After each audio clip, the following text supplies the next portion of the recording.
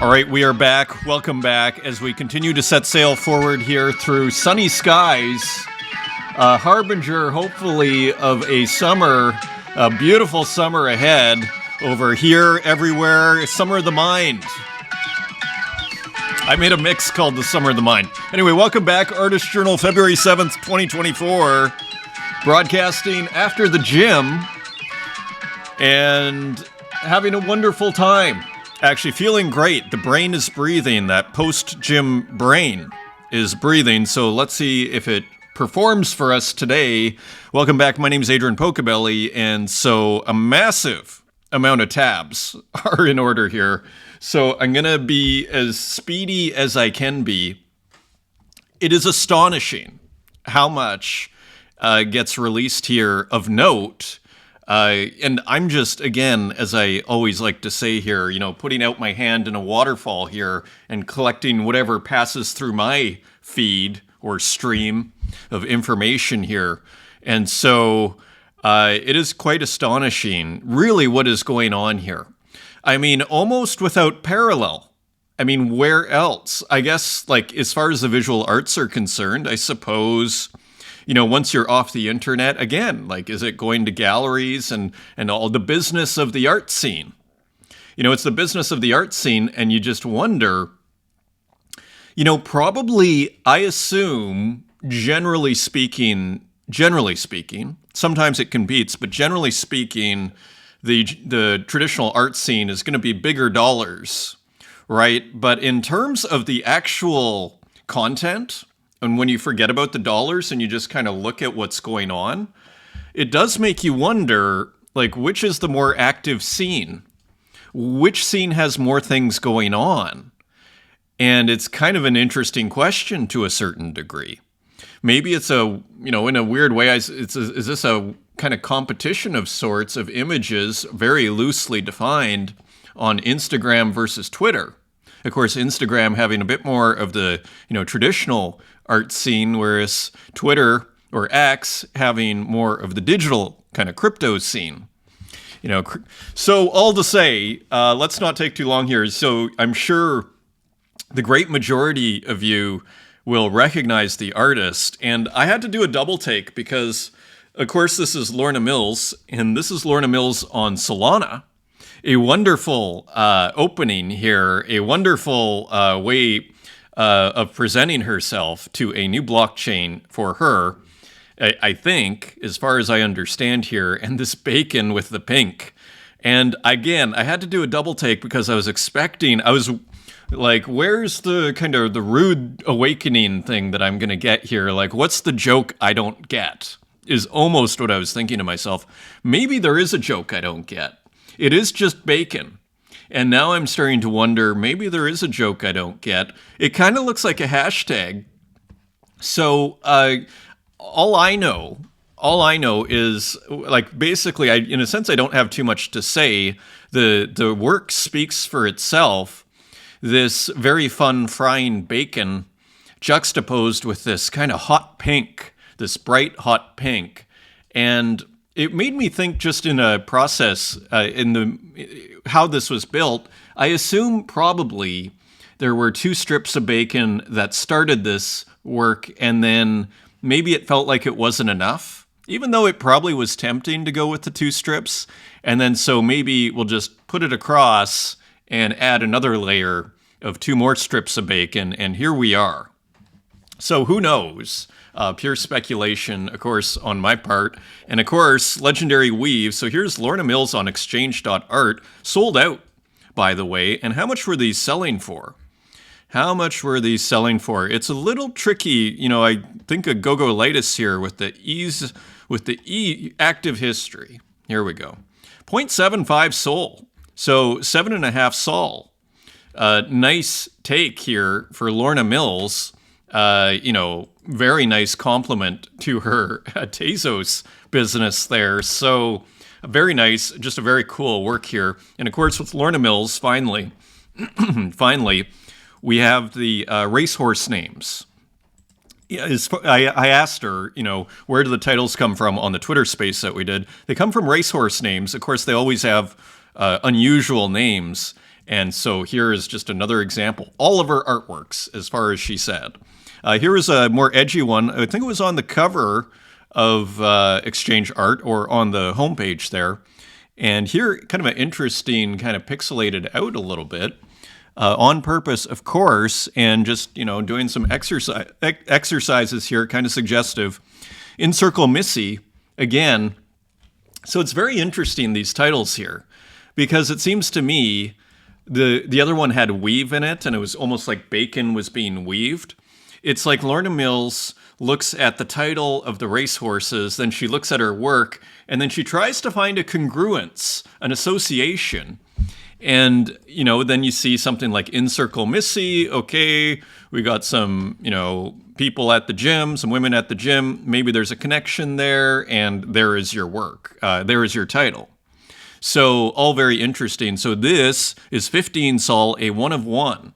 So listed 2 days ago, $1,450, 1 of 1. Let's see how it goes.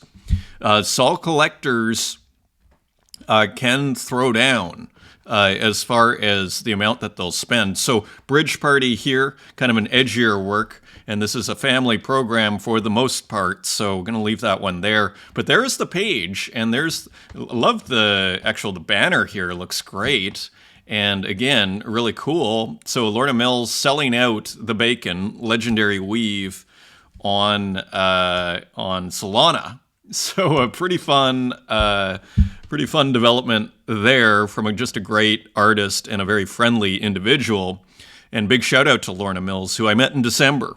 I almost felt like, how have we not met before, having lived in Toronto? Anyways, I said we would go fast, so let's go fast here. So today, there is a small chance that this will either be happening while you're watching this, or that it is right before. I'm going to try and upload this video before our Twitter space with Ranixtier, a really cool artist who we've been showing for more than a year here, the abstract works on Tezos, sometimes representational, kind of taking a minimalist turn, collaborating with MCHX on the AI, putting out just a whole bunch of interesting work. So finally, we're going to have Ranixtier on the Twitter Spaces today. So really excited about that. And of course, Runetoon is back from Asia. Big trip to Asia, where I have never been. I have never been to Asia yet, and it's something that's going to happen very soon, I'm sure. And maybe, so I'm going to ask Runetoon about how the trip was, just to try and even encourage myself to finally make the time, make the effort, go to Asia, go to Thailand, especially here in the summer, in the winter in Berlin. It's gotten really expensive. I almost, there was consideration of going to Thailand. It's gotten a lot more expensive in the last few years, so I had to think twice about it. Anyway, let's look at the comments here on the last show, and thank you for the big response here, as ever. Big as ever. Beautiful response there. Wasteman Goldminovich, thanks for checking out the art on the show again, Adrian. Always an honor. Great to hear from you, Wasteman. Great pieces. And I thought this was interesting. Thank you for discussing prolificness as a virtue, which is interesting because this is a debate sometimes still, because collectors sometimes get concerned that if you mint too much work, that it's a supply and demand issue, and then that will diminish the value of your work. Some people see it as a liability, being DM'd with unsolicited advice to make less art by people who I wouldn't call artists, so it's good to hear an actual artist attach some value to it. Yes, exactly. It's kind of one of those interesting dilemmas, isn't it? As an artist, because to a certain degree, the collector, it's not based out of nowhere, this idea of supply and demand. So it's not out of nowhere, but as an artist, this is kind of where, the market, where as an artist, you go, well, do I want to make art? In a sense, what is my goal here in terms of business goals? Am I out to make as much, have my work sell for as much as possible, or am I out to kind of dent the culture? What game am I playing? And I'd argue the prolific game can even work out market-wise, but generally, it's like Wasteman's choosing the prolific game, which I am totally in favor of and would love to do myself, and am trying to do, now that I've kind of shuffled the schedule a little bit of this show. But that is the big, do you want to dent the culture? right? Do you want to have your images kind of, like put it this way. When we look at the most famous artists of the 20th century, we look at Picasso, we think of Picasso, we think of Andy Warhol, and these are some of the most prolific artists ever. And so we really, as far as, growing up and trying to make it as an artist, who are you going to take your cues from? And, and ultimately, in the long run, one could argue the market rewarded the prolificness because then they became arguably a more significant artist. Would they, put it this way, another way of framing this question, would they be as famous if they hadn't been so prolific? Would their works be as, valuable had they not been so prolific? Had there not been tens of thousands of Picassos, right? And almost to a satirical degree, if you've ever seen the ceramics, I'll never forget, in Barcelona in 2004, I think there's a Musée Picasso there. And I was just like, these ceramics, maybe I'd appreciate them more now. But I thought, this guy is just like, boom, boom, boom, boom, boom. So all to say, it's an interesting discussion. And I think you're parking yourself on the right side of history, so to speak, or the right side of the argument as an artist. And you really have to go with, why are you an artist? Part of the reason is you kind of want to, there is a sense of glory associated with being an artist. There is a statement saying it's not a humble endeavor. It's not a humble endeavor being an artist, is it? I mean, you're really saying, hey, look at this, my piece of imagination here. Not only do I think it's worth something, but I'm going to put out a whole bunch. And, it's kind of, there is a sense of outrageousness to it. This isn't being in the cave, anonymously making, cave paintings for, rituals, right? So all to say, very interesting. And the gym brain, let's see how it's going here. It's going very slowly through this episode, but it is working quite well so far. Let's continue here. Thank you, Wasteman, and love your work. And I'm really digging that contrast, between the flat and the texture there. Jan Lucas Migon, pure gold in this journal, my friend. Well, thank you. Thank you very much. And great to hear from such a talented artist. And actually, we're going to see a Jan Lucas Migone work today, a new one. B, keep up the good work. Thank you, B. And there's a great interview we did. And Martin Joe, great to hear from you as ever. Little Cake, super cool. You took a bunch of time on the show to talk about Botto, right? The community-built work of art. Definitely think the visual pieces needed to be talked about in conjunction with the concept. So it's great you broke it down for everyone. Yeah, there is a sense, exactly, it's kind of back to this idea, and we also see it, I believe, remember Saul LeWitt would do the instructions, right? And it's almost taking this logic of, and to restate last episode's kind of interpretation of, the beauty is shifted from the object to the idea for the most part. You could still argue that the latrine as a sculpture and on its side, you could still argue that's actually kind of an interesting sculpture of sorts. I was thinking to myself later. But nevertheless, this idea of the idea taking a kind of robbing the object or the result, where the beauty is more in the idea than in the result, the concept. And again, we think of Saul LeWitt, writing down I think was he considered a minimalist? I mean, a famous artist from the 60s and 70s, concept artist, I think is what we'd call Saul LeWitt, doing a lot of abstraction, geometric abstraction. And would really oftentimes just type out instructions, and then there you go. That's the work. And then, maybe the museum makes the work. So that's, taken to its extreme. So all to say, it's a very interesting discussion. And I take it as a very bullish sign that it's really coming up in the whole blockchain space. I think it shows how sophisticated the space is. In a sense, this space has nothing to apologize for conceptually. It's dealing with very big ideas. Anyways, let's run through this. Thank you, Little Cakes. Great to hear from you. Lucas Lejeune, awesome to hear from you. Deniris, oh my God, the crochet cigars at the end. A little reward for those that watched all the way to the end are so awesome. Now I want it. Islay Joy Division, PP Universal is a portrait I drew and painted in canvas on Zora. Very interesting. I had seen photos on the X by PP Universal and asked if I could reference. He didn't see the result until finished. There are original features in the composition. Thank you so much for thinking of and featuring. You're welcome, and would love to see more narrative paintings from Islay there. Also, thank you NBS and Denise. Great to hear from you. And Glitchoholic, also in Leprochance. Great to hear, Leprochant, great to hear from you. And also just on YouTube, a couple of comments here. Let us see here. Pretty nice and inspiring show. Thank you, Coach Kyoto. I think we might be, the algorithm is I'm getting subscribers here and there on YouTube, interestingly, and I wonder if it's the algorithm. So this is from, I was actually at the Digital Art Museum, when was it? On Saturday. And so, of course, Wolf Leeser here, the Berlin Digital Art Museum. Putting out on the Instagram here, look at how beautiful this work is by this artist, Harold Cohen, who is a famous, pioneer of computer art here. If you're in New York between February 3rd and May, be sure to see Harold Cohen Aaron at the Whitney Museum.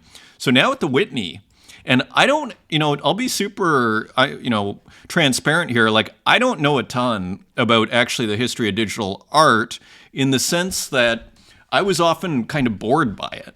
I get it. It was overly, you'll notice there's not a ton of generative art on this show. There is some, but I'm not like a huge generative art guy. That's just a personal thing. And it's not a judgment.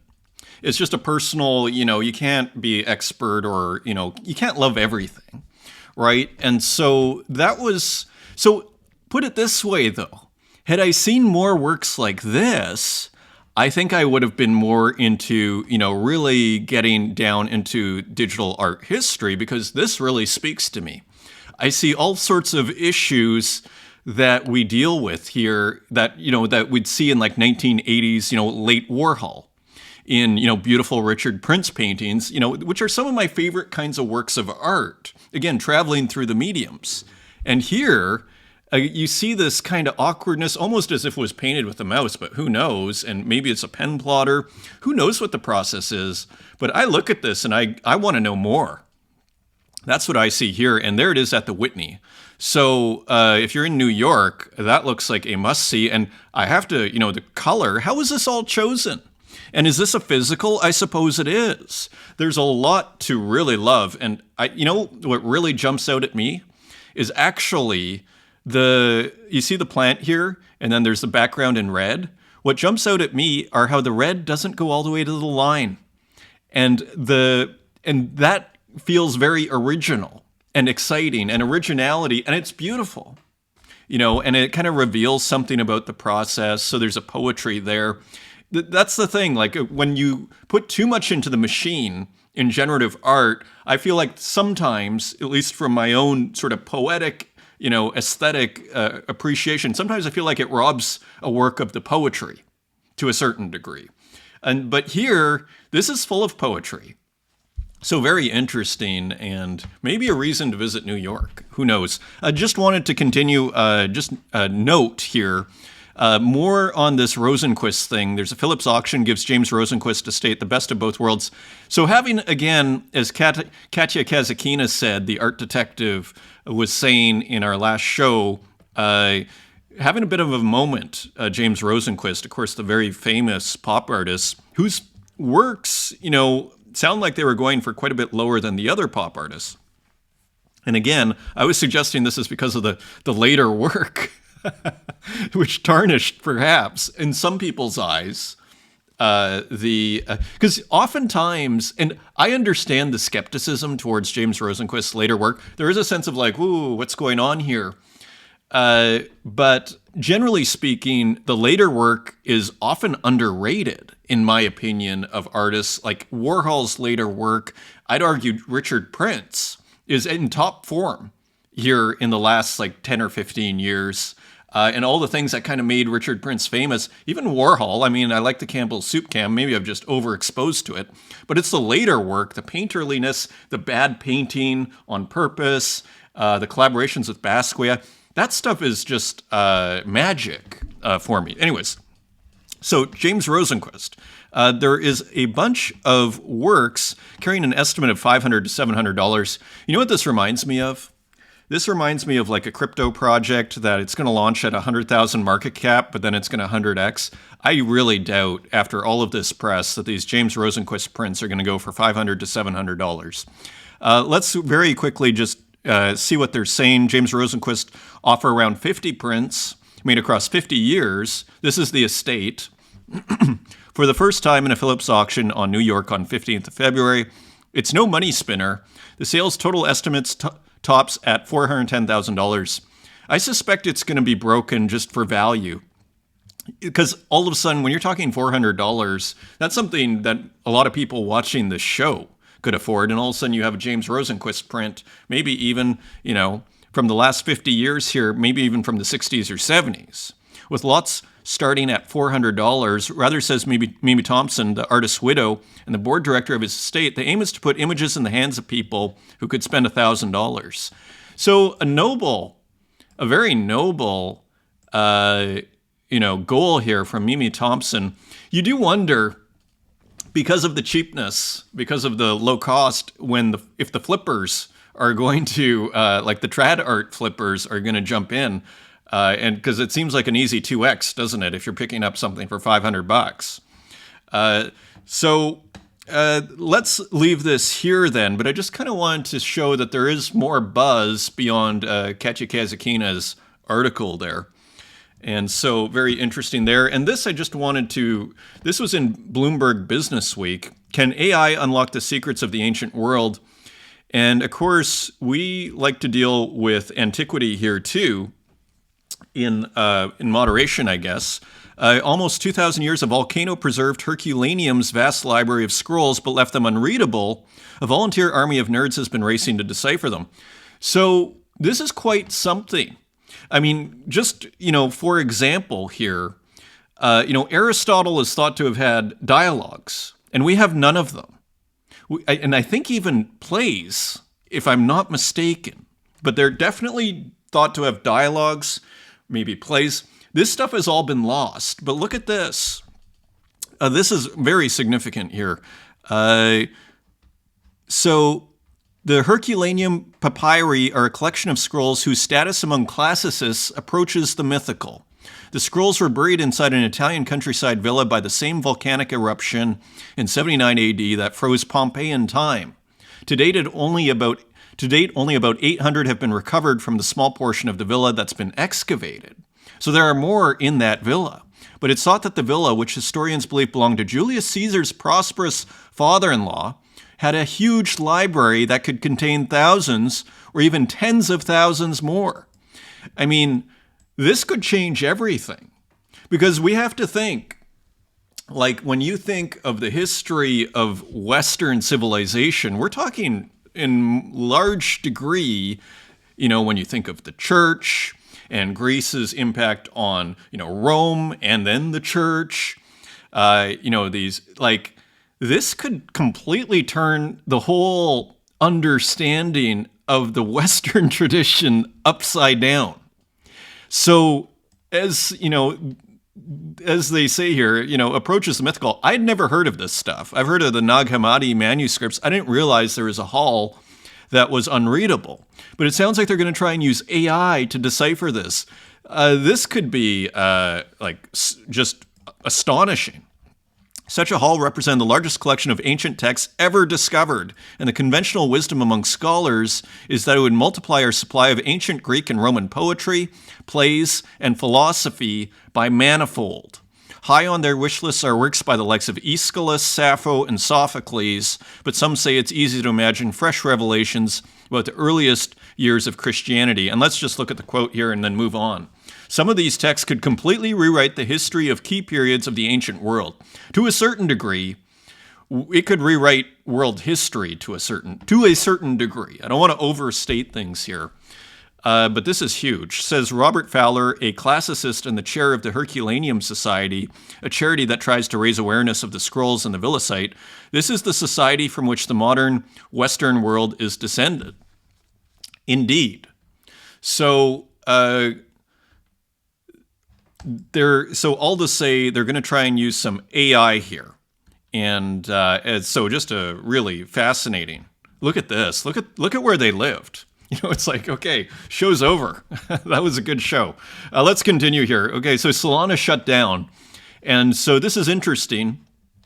Shilly Preston here, and go support Shilly Preston, who just missed out on a job there because of a license approval taking forever. That is unfortunate. So Solana shut down again. Blows my mind that an entire blockchain is able to just be stopped at any time. So Solana shut down. So again, as I tell people, the most pushback I've ever gotten on this show is saying, what's the big deal about Solana? Well, maybe, maybe there's something to be said about skepticism towards it. I'll still mint stuff on it, but interesting. I'm an open-minded person, and I think we just have to observe and take note. And I guess I never really thought it was overly decentralized. So let's look at this. So Robinus v3, blockchains aren't supposed to stop and start. That's what banks do, have outages. So something to note here, Santiago Izicodal, Tezos tech and infrastructure is way better than Solana. Interesting. Hype doesn't mean much if a small closed group controls how a protocol works.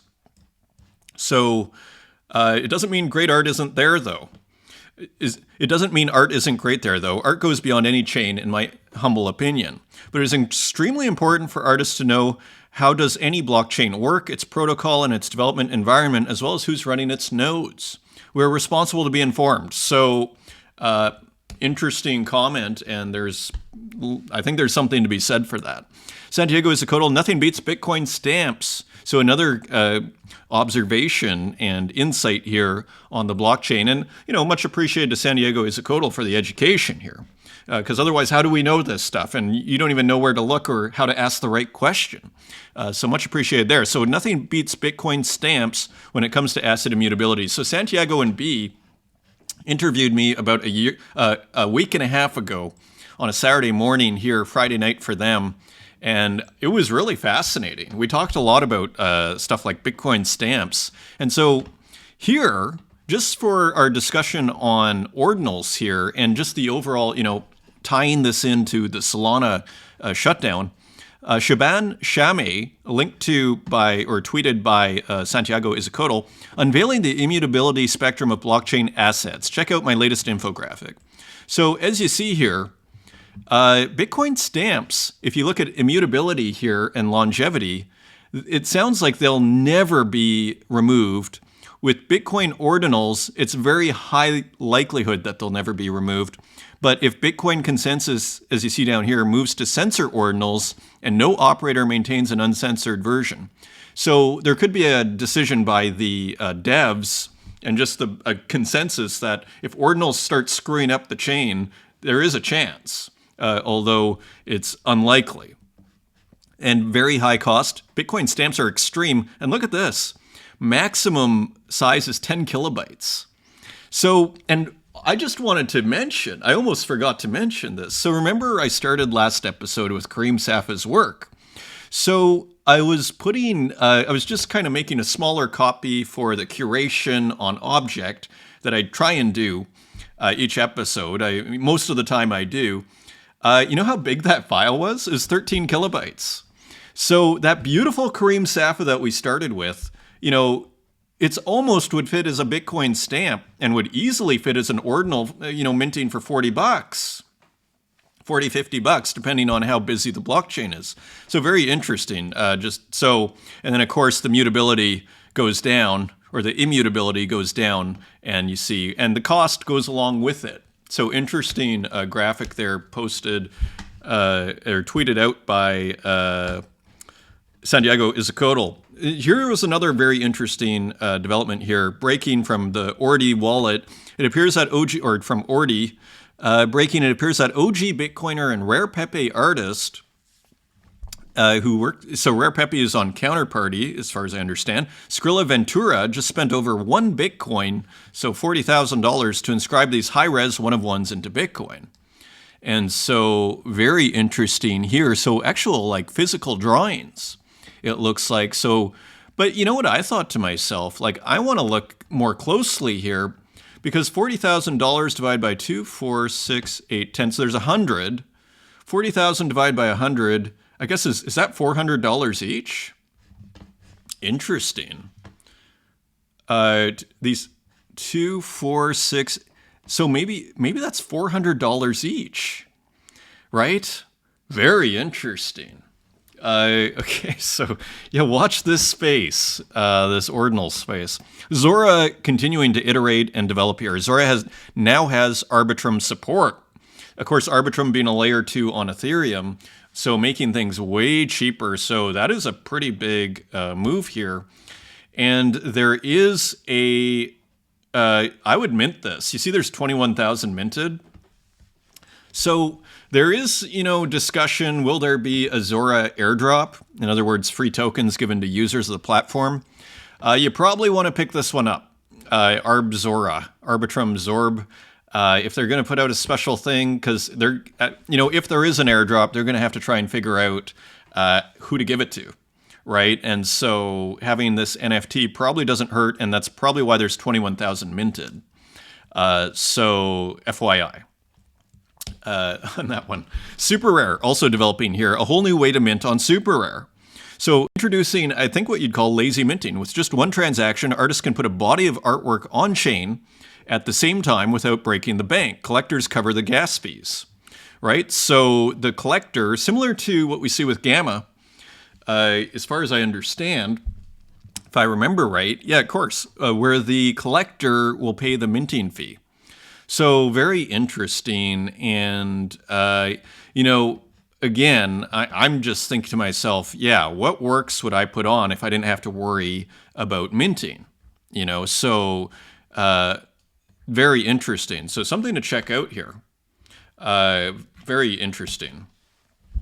I wonder what the standard is, if it's still a 721. ERC 721 or 1155. Interesting question, isn't it? Object.com GM, everyone, are you ready for the launch of Object Galleries today? This space in the last 48 hours, and you know what? This is typical of how much news comes out in this space in 48 hours. I'm kind of back to my original question. Like, what has the contemporary trad art world done in the last 48 hours? It's just and I'm sure they've done lots. They're putting on there's going to be a Rosenquist auction, but I'm just saying, like, it's quite astonishing how much is going on here. Fake Whale, who is doing the Object Gallery, one day left to the Fake Whale Gallery Art Market debut release, and I think this came out yesterday. So this is launching today. In other words, our exclusive ongoing on-chain exhibition, created in collaboration with Object.com. The exhibition will go live tomorrow, February 7th, which is today, starting from 4 p.m. Central European time or 10 a.m. in New York. So during our Twitter space, this will go live. So you can listen to our Twitter space and maybe buy some art in the meantime. And here are all the artists. So very interesting there. And let me just make sure that is not going to create volume. Okay. And vending NFTs partnership announcement. This is pretty interesting too. So Tez Vending Machine. I'm extremely pleased to announce a partnership with Infinite Objects and the Vend Machine.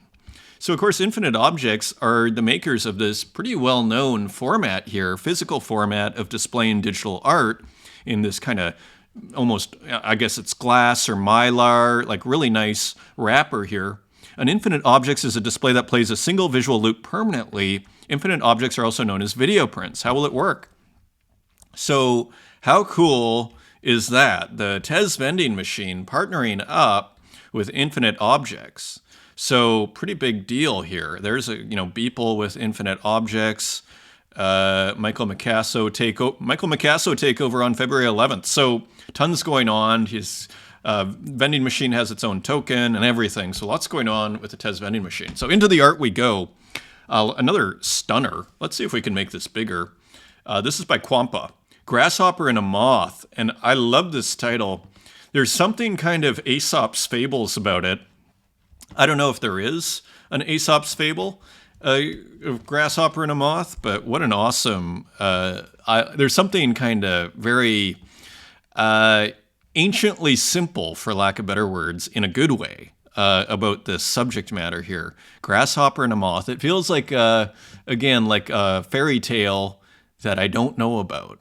And so if we zoom out here, can we identify the grasshopper and the moth? I mean, there is a sense of grasshopper-ness here. And again, this is made with Microsoft Paint, and you have to love, frankly, this screenshot here showing a modern-looking Microsoft Paint. I thought they had gotten rid of Microsoft Paint, but maybe they still have it.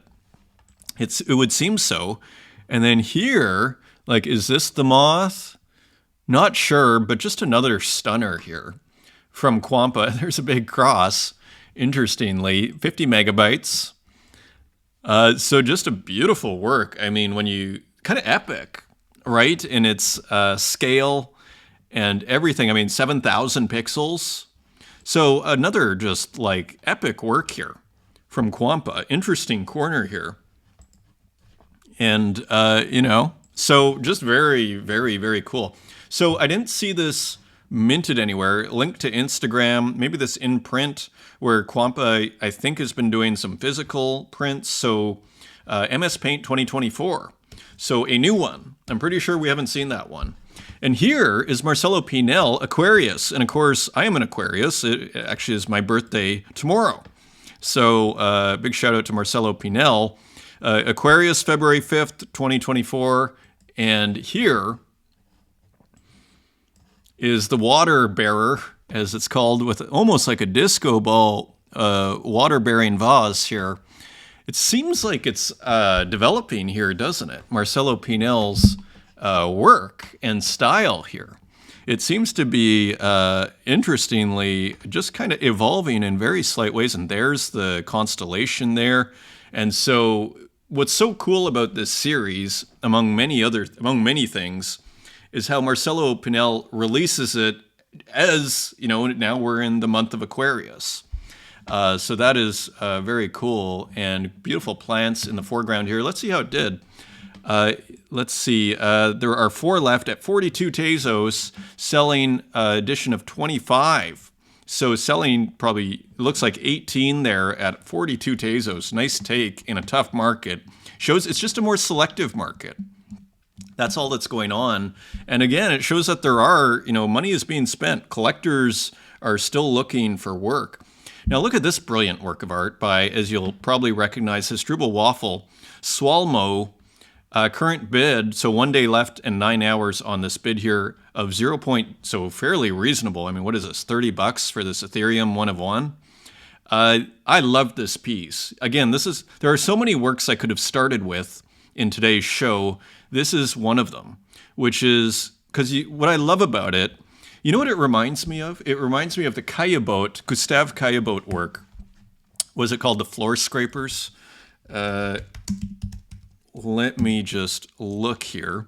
A very famous kind of impressionist painting, hung out with the impressionists at least. I mean, it's not typical impressionism, but it reminds me of this work here, because you almost see the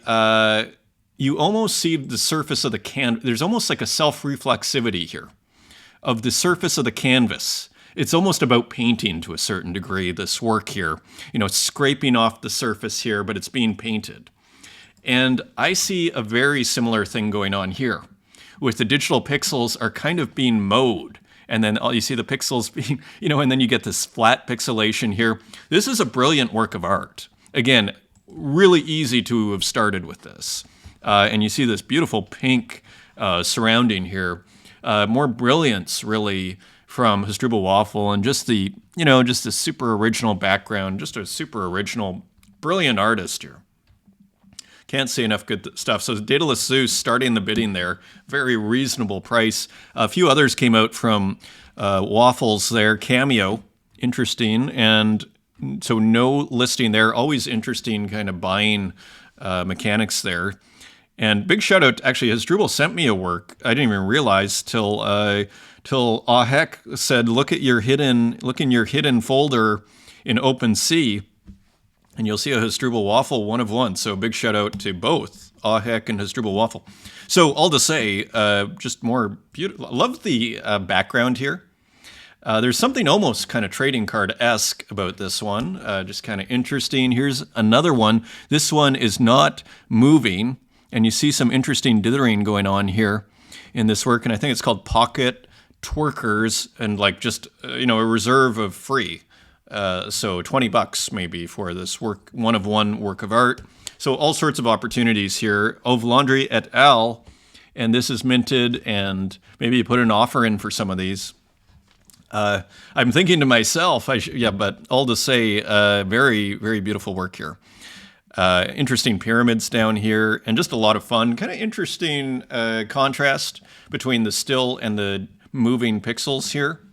And then here we have a big face, almost like a devil figure looking over.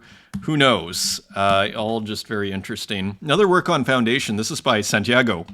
So I'm starting to get the updates on new works being put on Foundation, which is super cool. I assume this is on Foundation and not on Super Rare. This is why we can't have nice things sounding like family, dealing with family to a certain degree with a beautiful abstract here. Another kind of interesting take on this abstract style that Santiago's been working on for at least a year here, I would think. And interesting addition of these lines in here, isn't it? I feel like in this work, we're starting to see the incorporation of some different mark making into the mix here, which is quite interesting. And down here is pretty interesting too. Maybe we can, probably shouldn't do this because usually they're such huge files, but look at this interesting pixelation here. So we're getting a little more variation here in this work as we dig deeper. And it's interesting, this kind of pixelation, because it felt like either we saw one or the other, whereas for a while, maybe I'm mistaken, but it seemed like it was either SV, either vector or, these smooth mathematical, curves here that you do in Illustrator, or pixel. Now we're starting to get both, and what you're seeing here is the contrast. You're starting to see them bounce off of each other, right? And this is super interesting. Again, this is what happens when you make 100, 200 works, then all of a sudden you start making what seem like obvious breakthroughs, but they're not, because again, this is not math. There's a lot of, creativity required here and just risk.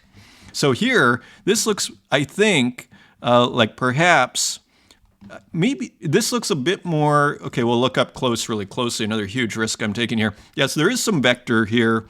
This looks almost like all vector, even the pixelated areas. Whereas in that last one, it looked like the pixelation was retained. So very interesting, beautiful color in this one, and always just very nice composition. And here's a drawing by Santiago also, who I do follow, that is an X-Glitch. And look at this beautiful pencil work here. So just really nice piece here from Santiago. Really nice drawing, again, showing versatility here, showing depth, showing range by working also in the physical world. Also, Jan Lucas Migon, Angel of the Flame Without a Trace. I believe this is new, February 1st. So I don't think we've looked at this. So here we see almost like an angelic figure on fire. And again, this skeleton kind of figure here. And I think we've also seen this kind of shiny rainbow-esque kind of bubble-ish figure here. And always having a bit of a kind of heaven and hell sort of vibe to it. So beautiful colors here, beautiful work, beautifully painted. 0.2 ETH, and it's in the Suburbs Gallery highlights. So another platform that's kind of in this kind of galleried mode, I think it's great. The competition, it's kind of like what I see here is a fairly friendly competition, though, to who can make the best platform. So competition is good. So you're seeing, Zora make inroads. You're seeing Object make developments. Now you're seeing, we've seen Foundation do a lot of innovation. Anyway, let's continue here. Santiago Ruao with another interesting abstract. This one leaning into representation, interestingly. It almost looks like a kind of gate, or the kind of structure, what do we call them, that are in Paris? What do they call it? A triumph. Also right near the Colosseum there in Rome. I think you call those triumphs, pretty sure. It almost looks like a triumph. So this is on Zora. And so interesting there. Mumbleboy Setsuban Interesting is the day before a new season begins, so there are 4 of them in a year. But it usually means the day before spring, and it was February 4th, which was yesterday as I write this. So here, an addition of 2 for 8 Tezos from Mumbleboy here. So doing some variation here. This is what happens, to our earlier discussion with Wasteman Goldminovich on Prolificness, to what we were seeing with Santiago. Ultimately, as an artist, you have to do what works for you. But generally speaking, the bias, unless, you have reasons for it, I think your default has to be prolific. Because the more you do, the better you get, and the more experiments you try, and the more you just evolve as a person. It's sort of like, who's going to be the better writer? The person that writes, 1 page a week, or the person that writes a page a day? Like, it's literally that simple, right? So, so here we're seeing just more innovation, more range, more dexterity being built here by Mumbleboy in another interesting piece here, 8 Tezos. Here is a very interesting piece also by Rustic Digital Art, and this is called Webcam, with an interesting little animation in here, almost like a kind of Google Glasses type situation here, playing with the video game tropes here with the hearts, and again playing with the webcam, sort of, here's the person looking with the information, and maybe in a meeting, who knows, and there's a Pikachu figure for a good measure there, and there's a smaller version down there with even the Windows desktop at the bottom. So always interesting from Rustic Digital Art. This is quite interesting too. Now, who is this? I don't see, there should always be, on these platforms, there should always be the artist's name on the work, or on the page with the work. Add to basket. I'm going to have to probably find this on another or say on another show. Very interesting. Print shop, the THOZTRK.patterns by Etsy. Interestingly. So I don't see the name of the artist here on these patterns by Etsy. Pro 6100. This looks like a massive Canon. I have the Pro 1000 here, which is a beautiful, this looks like it's in a home. But usually the Pro 1000 it's a pretty good deal because the paint's about 500 euros and the printer itself is 1,000. It gets you, I'd say, 90% to 95% of the quality versus me going to Bethanian out here in Berlin and getting those massive Epson printers. The blacks are slightly blacker there. So it is worth it if you're doing something very special.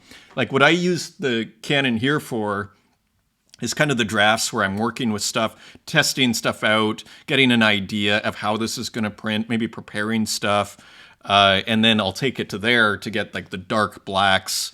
Looking at the blacks and comparing them is one of the ways that you can kind of determine the quality. Just based on experience, not based on any sort of learning or expertise. Beautiful work by this artist. I wish I knew who it was. It was, I think, based on a tweet, maybe Fath.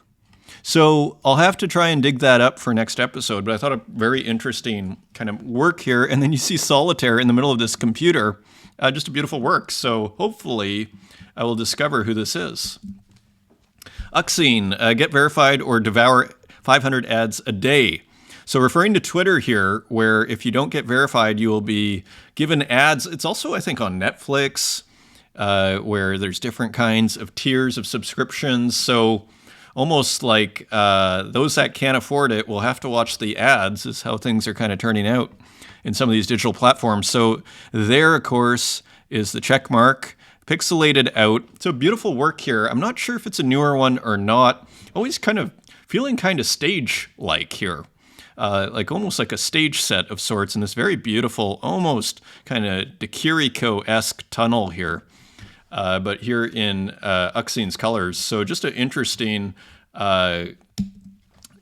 piece on X. I'm not sure if that was minted or not. Infinite Reality, this is by John. So referring, of course, to the Apple Vision Pro, one assumes, and a new work here on Foundation. and kind of a slightly different rendering here, I think, of the skeleton.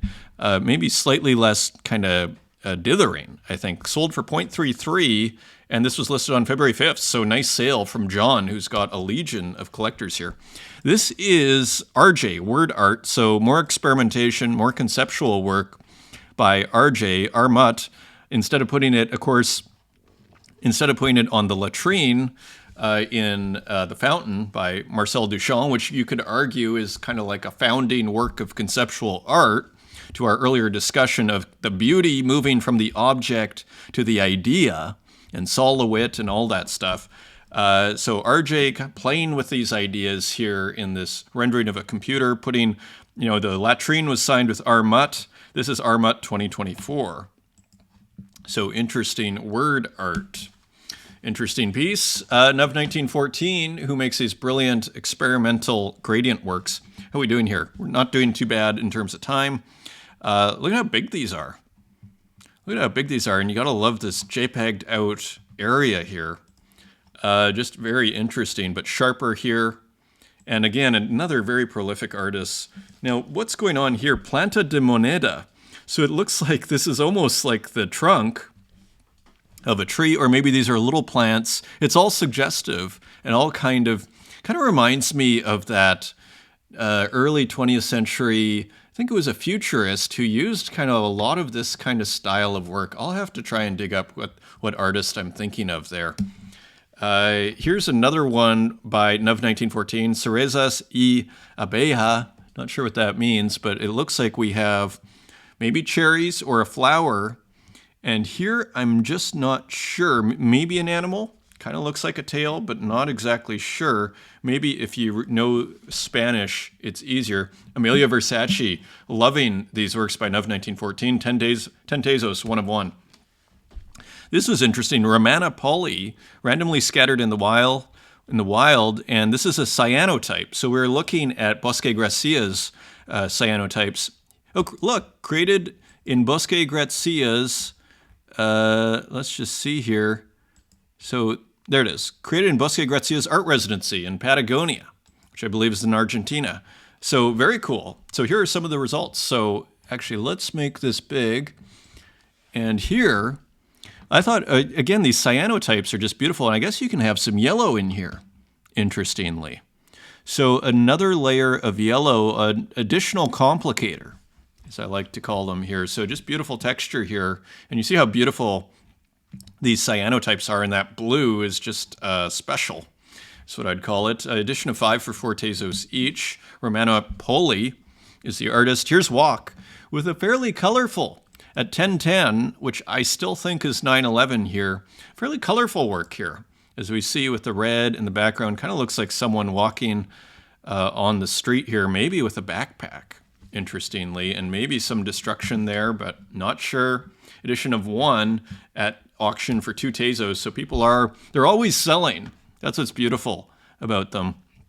But deals to be had there. Cure art, 2 selves facing each other. I saw this in someone's feed that I can't remember whose feed I saw it in, but it was pretty cool, I thought. And I'll show you why. So first of all, it's just kind of an interesting, I guess we'd call it an abstract. I guess it's AI. I wasn't sure, but it kind of has that AI feel. Again, it's getting more difficult and more difficult to determine what is AI now, because these distortions are getting smoothed out. So I'm actually not sure if this is AI. And I'm starting to think maybe no, but it's literally like a flip of a coin. And that in itself is interesting. I'll tell you what else I like, though, was these kind of little empty areas. Like it seemed like the edges, it's kind of like what we saw with the Harold Cohen at the beginning, where the paint didn't go all the way to the edges. It's back to this idea of Warhol and celebrating the mistakes. Here we are again, and at a distance, it kind of looks like these are mistakes, quote unquote, but they actually add a lot of character to the work. Again, typically the novice artist, they're always trying to fill everything in to be perfect. After a while, you start to realize a lot of the poetry is in the things that didn't work out, and the random things that didn't work out. Here's another interesting artist I hadn't seen before, Recollapse. I don't think. So Rocket Dream, someone who dreams of flying a rocket, he designed a 3200 by 3200. So I assume digital art piece. Great texture here. And kind of looking like maybe there's some incorporation of physical, you see over here, but then digital. Kind of looks like a mix, doesn't it? So interesting work here. I'd say primarily digital, but there may be some physical input here. And there is a space shuttle. That is awesome. This is, you could crop the work right here. I mean, among many other ways. Beautiful, interesting work here. Very interesting. And the texture on the face there, and there maybe is the artist, perhaps, Rocket Dream. Beautiful title. So let's continue on here. This is Seba Sestaro, who I do follow as the algorithm caught up to there. Here, GM. So just an interesting piece here, as you see a ton of people here, kind of ambitious work with a hand on top, hand on the bottom, kind of airbrush background. And it looks like, does it say one of two? Is there another one? I don't see another one here. But pretty, let's just look a little closer here. Nice texture and everything, and all these figures between these two large hands with different colored fingernails, interestingly. Let's continue. Turkarak with an edgy work here. This is 7 Tezos edition of 1, so very reasonably priced. 1 of 1 from Turkarak here, who loves to look at, the more horrific side or the edgier side of human nature, let's put it that way, eating a burger messily, greedily. I remember there's a line in J.G. Ballard in one of the novels, where so-and-so was eating greedily. And again, just the kind of insight you'll find in a Ballard book that sometimes people eat greedily. And here, I think this is where we see it. I think this is what Turkarak is referring to in the title, disgustingly. 7 Tezos, 1 of 1, still available. Thought this was pretty interesting too. Again, kind of a darker side of things. The man who saw his ex-girlfriend with her new boyfriend. I wonder if Turkarak is playing with Procreate, that new kind of animated Procreate. What was so interesting about that software is it kind of came and it went to a certain degree. I mean, maybe it's being used a lot, but I didn't really hear anything about the Procreate animation version much after. But maybe I'll open it now. Now, after the hype has kind of died down a bit, maybe it's time to open that. So 25 Tezos edition of 1. Interesting. It kind of looks like that's what's going on here, because it's kind of like this image. It's like directing an image and zeroing in on this figure here and adding the eyes at the end. So very interesting piece from Turkarak. Here's another development here, another great piece by Katarina Create in the Riders series, playing with a few different elements here as we see the sun and then the moon, and then kind of conjoining here with the Katarina Create figure with the mask, interestingly, and the cloud of hair, and here on a leopard or a cheetah, which is interesting in and of itself. Because sometimes it's like the leopard stripes can change its stripes. So sometimes there's a symbolic side to the leopard. In the Inferno, I think it's sort of seen as kind of like a fraud type character. I'm not sure if that's what's going on here, but an interesting change in animal, isn't it? So, and of course we see the tail here around the flowers here, and then some blood drops amidst it, and then the kind of thorny flowers there. So interesting piece, and these interesting black diamonds there. Edition of 1 already sold. Amelia Versace coming, supporting the arts here at 25 Tezos. Very cool. This was minted a little while ago from Jake's Studios. I was looking at Jake's Zora work. This came out 11 days ago, so I guess late January. I love the color. And there's a whole bunch of other work by Jake's Studios there on Zora, Angels and Degens. So a bit of a crypto sort of feel to it, or title, and love these cubes here. And again, the color. Nice variation in the color, and instead of winged feet, it's like almost like fires are coming from the feet, these angelic figures here. Again, kind of drawing the pixelation style a little bit here. And then these upside down pixelated clouds here, dripping over there, and then this wild landscape here. Very interesting. Retro Manny, Stage 6, Battle at Orion. So let's continue. The Retro Manny, the internet is playing nice, the computer is playing nice. Pretty cool. Turn that up.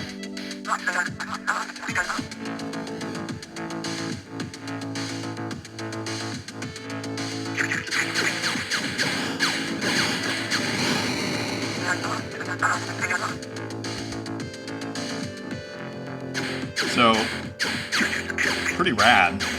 Kind of feels like a video game. It's kind of art. So very interesting work here from Retro Manny, playing with a lot of the tropes of video games. Very cool music. And there's your work there. And you gotta love the audio. So all to say, this is 20 Tezos edition of 21, and 4 have sold. So nice work there. Running along here, Francois Gamma, One of One posted this, picking up this work. I missed this one. So shout out to One of One over there. Very nice, beautiful piece here by Francois Gamma. Another one of these walking figures here. Quam, edition of 21 for $250. Nice. There's Xerox there. One of One, picking one up. Nice Akira dice. Great color in that one. Growing Up is Hard. So this was, we saw each of these, I think, separately from mech.txt, and now there's an edition of 20 of, I think, all of them put together. I didn't realize it was like basically a triptych of certain kind. Huge file, interestingly. Again, I'm curious to know how big this file is. We'll have to try, and maybe it says, no, it doesn't. I'd love to know how big this is. Again, kind of crying out for the pixel art is crying out because it can be such low file sizes.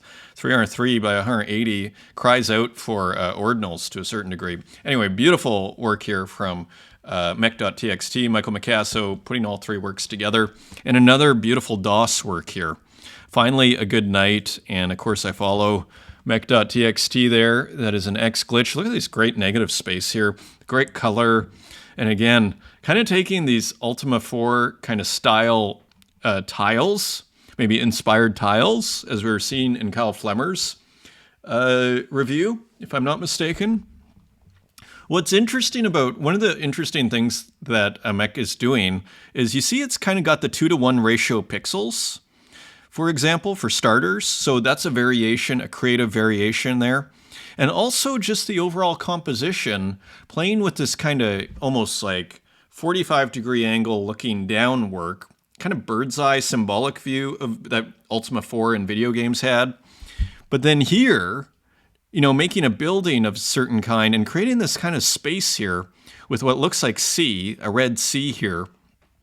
And isn't that interesting? Like, it's kind of got more space. There is development here. There is iteration past the Ultima 4, graphic style, which is quite interesting. This was also super interesting. Muji, desk bottom. So instead of desktop, desk bottom, a beautiful computer with crazy patterns made on retro software. Look at how gorgeous this is. Almost like metal here. And the color is very rich. And then look at this, rich in this kind of desktop computer, the keyboard. Brilliantly chosen kind of violet gray here, light violet too. The color is incredibly moody here. Likely deluxe paint, maybe a couple others, but looking like a deluxe paint made work. And again, just beautiful here in this gradient. Again, it looks like metal. Selling well, 5 Tezos each, selling out at 20 Tezos. So resilient market. Indeed, Bolt. This is by No Brainer Glitch Collective and Ogbone. This is 10 Tezos, so interesting piece. I'm not sure who tweeted this. It might have been Gogolitis. Very interesting piece here. Kind of pixel art piece, kind of playing with, this kind of abstractions in the frame and in the background, but then kind of a video game feeling. And here we, in the inside, and pretty large work. And here's some, Windows XP type windows here, operating system windows. Interesting piece, isn't it? So edition of 10, selling for 10 Tezos each, 4 gone, and so 5 I think are available. I think we looked at this, but I wanted to return to it because it was actually, I didn't realize everything that had gone into this work. So this is Sui Soichi. Last day to start Yona Goonies auction at 4.4 ETH. So I think this expired. This work cost me around 5 months of ideation, experimentation, and execution. Not to mention the last 10 years of searching for unique and impactful artistic expressions. Just look at it and you'll get the depth. So I actually brought it up here. So this is on Super Rare. Now it's 5 ETH for this one of one. I think we looked at it, but again, I didn't realize that this was like such an incredibly ambitious work here. Kind of a Japanese writing, I think, here, and just fascinating, isn't it? I mean, there's nothing like it. So just very interesting. Just want to return to that work here. So the auction is ended. Now you have to pay 5 Tezos. You can always put an offer in there. Here is Slava 3 on Foundation. And let's see if we can get a full screen. You have to click on the individual work. There we go. So pretty nice piece here by Slava 3, almost incorporating some programming text here. Very interesting. Kind of looks like a Vision Pro and very skeleton, dithered skeleton, 404. A lot of beautiful things going on here, including the color. Nice piece, Slava. So minting for 0.01 ETH, so pretty reasonable there. Realm of Valor, Neutro's Homage. So a tribute to Neutro's Tribute Vaults. This is by Denyrus. So this is on Zora. Kind of looking again like a bit of a video game theme here. And there's the Neutro logo going around in circles here. So very powerful, 42 minted. There's Sulkian and many more. Neutro Arts. So very cool there. That page looks great, doesn't it? Of course, on Zora, you can design the page, the website a little bit, the page that your art is on. Here is Violet Tripp. So another work here, the Stable Diffusion, Illustrator, and After Effects. And here again, you see this kind of window, operating system window, file edit, and then a kind of AI, perhaps animated, kind of manga-esque figure here, or anime-esque figure. And here's some dithering on top, just another interesting piece. Edition of 1 for 25 Tezos. That is on Object. 16bitsoul.exe, cool title. Nifty Monkey. So I'm not sure if this is new or not, but this is called Exile, and it's doing quite well, as you see from the 463 retweets, 74,000 views. And here you see all of the machinations here of a Nifty Monkey work, all of the hyper intensity here. This one's maybe a little easier on the eyes, so to speak, without too much flashing. And you see this interesting machine here, this Data-esque machine circling around here, almost moving this whole machine forward here. As you see what looks like a bug, pixelated bug with a skull with kind of reindeer horns looking off, and then this person riding it, almost like a modern day Hieronymus Bosch here, to a certain degree, and these skeletons down here making the whole thing work. There does seem to be a Bosch inspiration, at least vaguely here.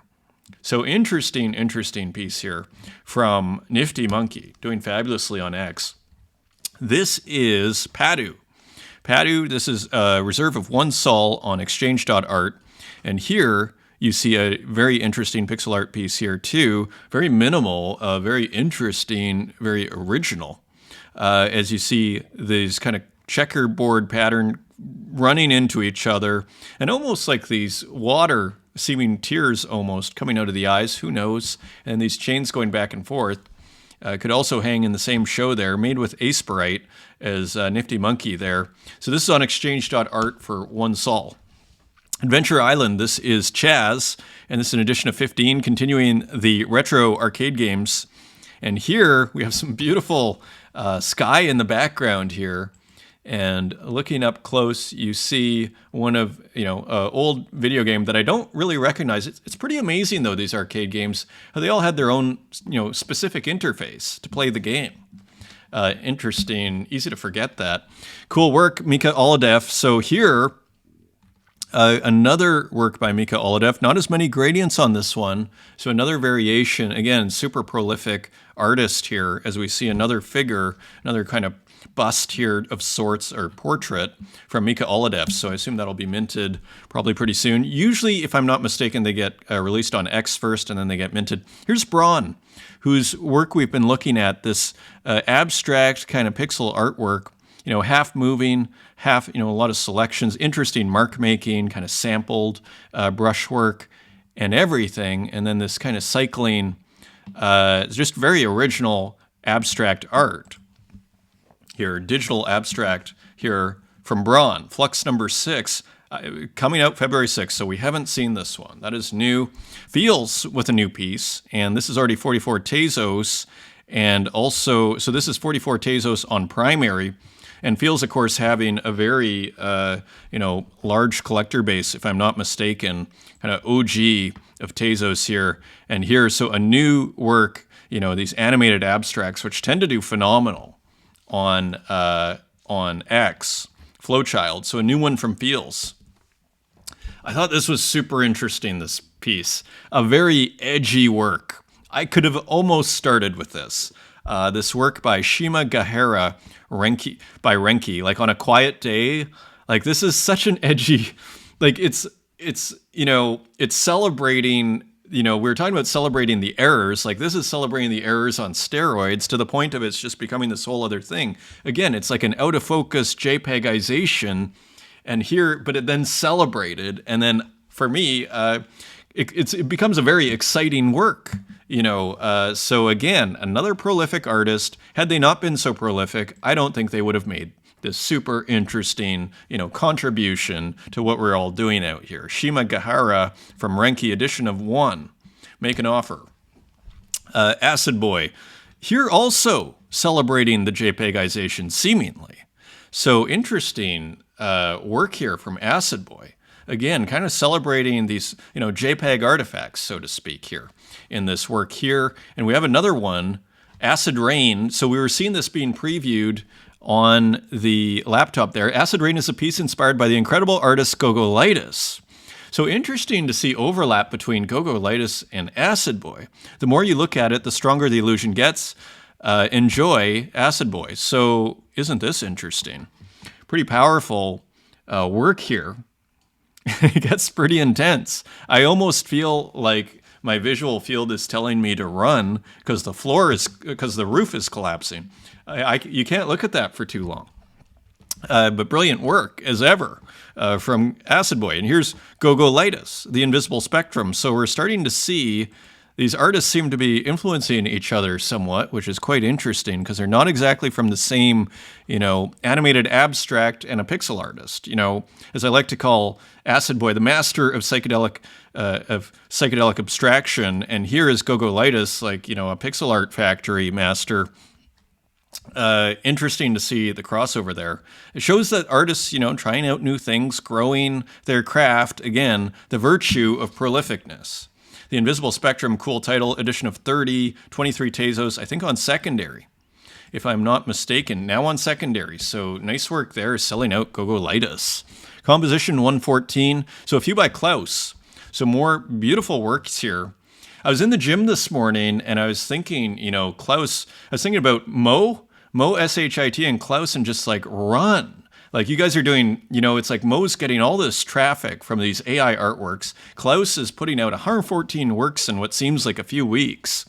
When you're on stride, run and go forward. Go for it. I was thinking to myself, again, at the gym, I don't know about you, but, I do the classes because I do 10 times more work than I'd ever do on my own.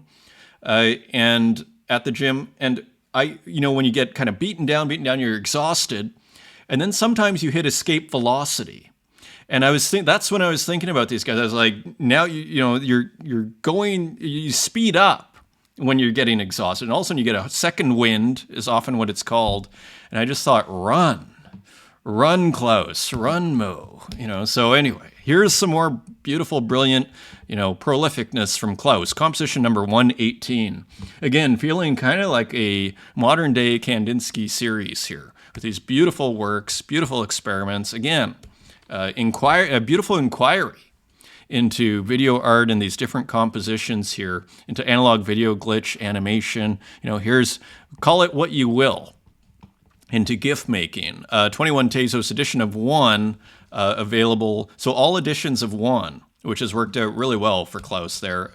And here's another one. Again, this gorgeous violet with this beautiful, light white, and then this very interesting abstraction here in the inside. This is sold to Conehead Squid for 25 Tezos. And here's another one, number 115.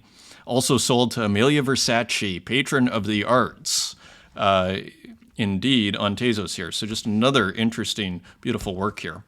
And here, again, these could hang in the same show. This is Ranek Steer and DJ Kiro. So, of course, Ranek Steer is going to be on the show today on the Twitter space. Bedazzled, new one from both artists here. And as you see, kind of what looks like a Ranek Steer abstract with a DJ Kiro analog video glitch over top, seemingly. So, interesting piece. Here, this is edition of 50 for only a Tezos 22 and already starting to sell there.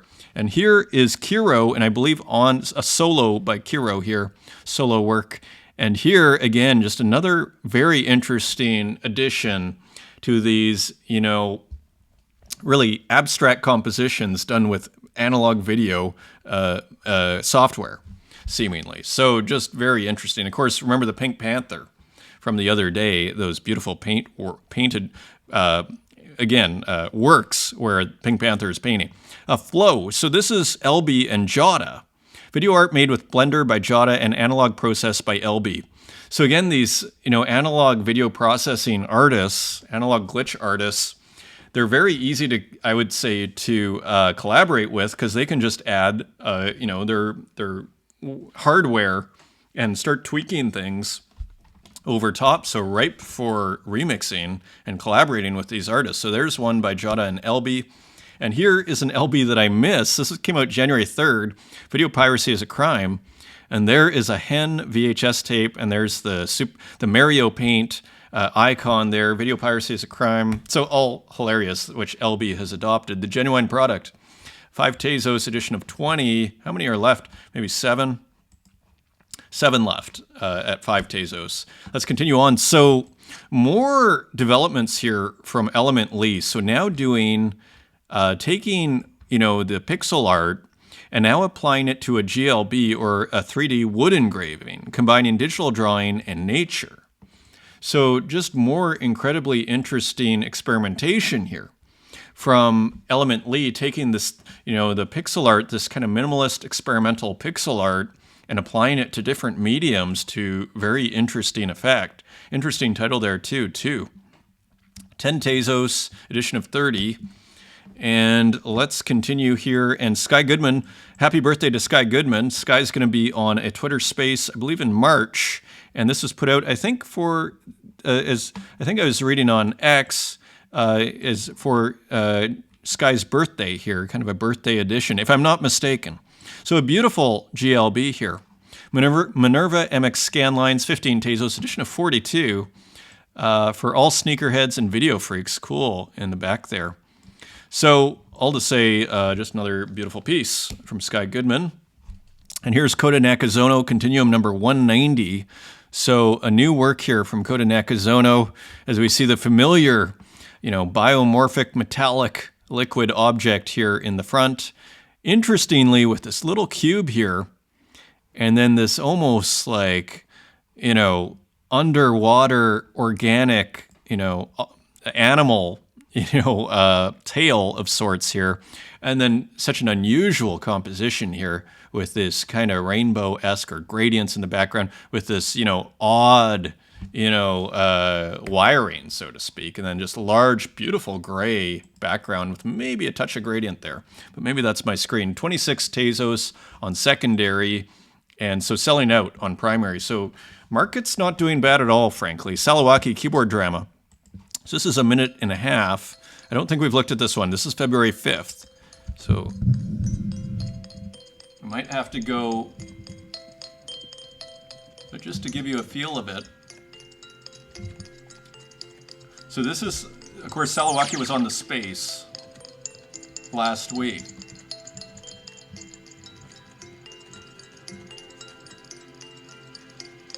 So a nice feeling here and a ton of work. These kind of CGI figures. Unfortunately, we can't watch the whole thing. But just to give you a little preview here, look how beautiful that keyboard is too. And you see the ambition in this work and the hilarity with the trout. So pretty hilarious, actually. So go check it out on Object. It is sold out, I think. More sellouts. This is great. Selling out at 7 Tezos for edition of 20. So this is, you got to be happy with what you're seeing on Object right now. So nice work there. Here's Sabato. Fill her up. So continuing the Autotopia series. This, I don't know if this has been minted. I don't think so. But just another kind of bizarre addition to the Autotopia series. One of the weirdest AI series you're ever going to come across. Here's 0009. Continuing these super interesting series here with these figures, and it looks like public transportation here, and these people with sneakers and kind of a red background there and everything. So just a very interesting kind of urban feeling to the series. Metro. And here is Danielle King with a new one here, and I follow Danielle King. That is the next glitch. And here, it looks like an artificial memory, doesn't it? Looks like from that artificial memory series. So cool work here. AI artwork. I mean, it looks like a photo, doesn't it? And kind of intense. Again, looking real, but artificial at the same time. Continuing as we run through the rest of this, Little Cakes. Sometimes you just go with it. So a new work here, plain exquisite corpse with input image created on mprops and video created on Pika. Interesting. So Exquisite Corpse, of course, being that surrealist game where you can't see certain areas and then you pass it along to different people to draw. Not exactly sure how that goes here. Maybe here in this area here. But anyway, interesting piece from Little Cakes. And that is 6 Tezos on primary. Selling a few there. And there's one left. So edition of 10. So nice work from Little Cakes. Excursion into Philosophy. This is Venta times AI after Edward Hopper. So interesting piece here. It's February 5th. So interesting kind of variation on Hopper here with the skull. And here just kind of almost has a bit of a, Vento did some Francis Bacon works, right? It's almost like Francis Bacon, especially with this kind of figure line on the ground here. It's almost like there's a Francis Bacon remix of sorts, even up here. In this Edward Hopper inspired painting here.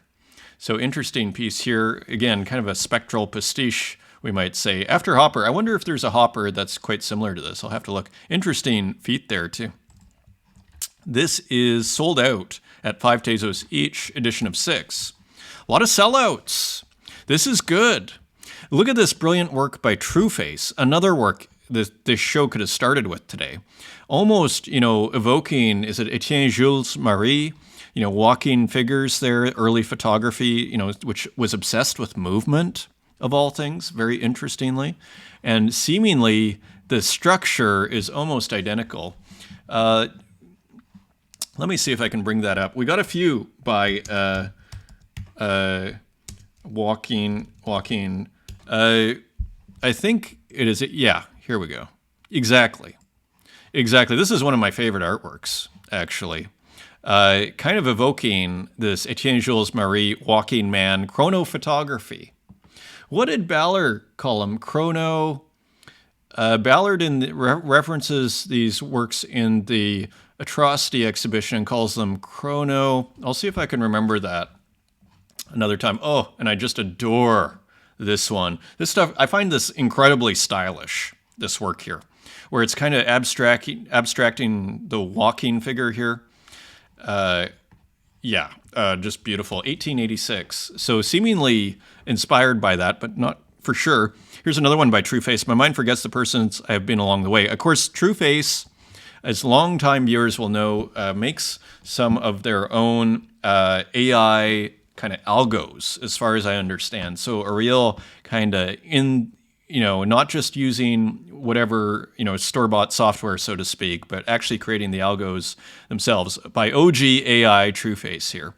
So I think out of Latin America there, and visual adaptation of the poem Labyrinth by Jorge Luis Borges. So another reference to Borges, very popular artist, not listed yet, interestingly. And here's just some more work by TrueFace.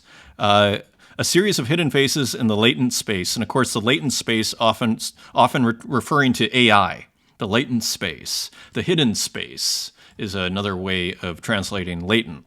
So I have this too, a love letter, this beautiful work here by TrueFace. And is this listed yet? So just minted, not listed. Never get tired of palm trees. This is probably massive. So and you can start to see the AI here, but it's almost like AI being applied and inverted to a certain degree to those Etienne Jules Marie works. But that's pretty vague, but interesting. That's pretty oblique, for lack of a better word. But interesting, different compositions of palm trees. I love how they're just kind of laid out here. There's something really just gorgeous and fun and pleasing about this composition. Of course, the palm trees never hurt, do they? And let's run through the rest. Here's Clown Vamp with some new works here. February 6th, so just a ton going on here. Already in offers coming in here. So let's see how huge this one, look at how huge this is. And it really stands up when you look up close on these Clown Vamp works. These beautiful seemingly impressionist works, but then you see this sci-fi kind of building here. Interesting piece. Let's see what's going on. Sometimes on some of these, there's already offers coming in. Here, and a lot of these selling too. So here, The Truth.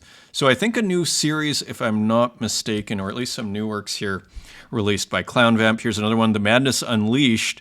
And here, I thought I saw offers coming in, but this is an edition of 40. And this is, again, just minted yesterday here.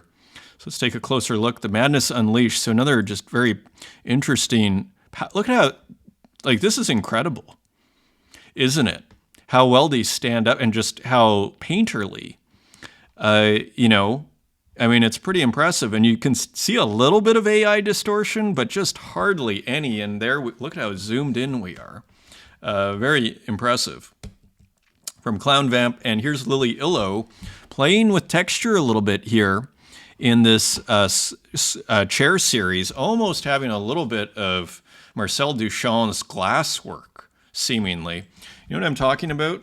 So get a good look at this, because we're going to bring up Marcel Duchamp.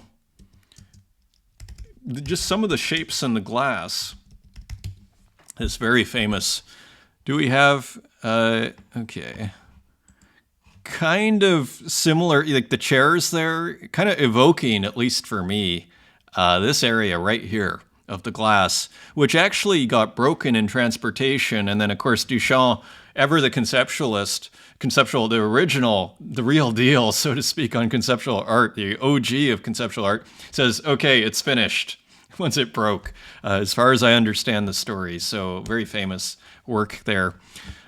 So here's another one by Lily Illo, At Peace, February 7th. So this is going to be in the Fake Whale drop today in that new. So we'll have to see how that gallery, what it looks like and what's going on there.